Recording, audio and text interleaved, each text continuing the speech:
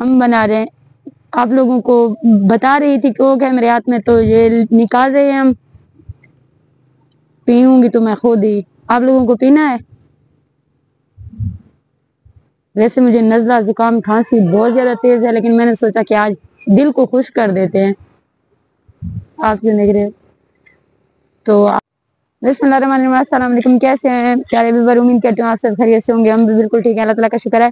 जैसा कि आप लोग देख रहे हैं मेरे हाथ में कोक का बोतल है, क्योंकि हम कहीं गए थे। कहाँ गए थे? हम गए थे तौसा शरीफ सिटी में, क्योंकि मेरी तबीयत ठीक नहीं थी। हमने क्या लिया है, मेडिसिन ली है मैंने अपने लिए, और मरीज को देखें ड्रिंक पी रही है।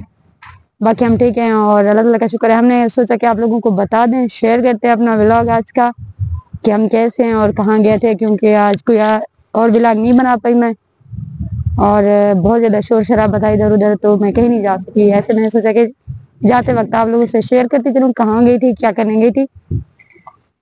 अब पीते हैं बोतल, किसी को पीनी हो वो बता सकता है। और आप लोगों ने आज का व्लॉग मेरा फुल देखना है, वॉच करना है, छोटा सा वीडियो है और शेयर करना है अपनी फ्रेंड्स के साथ।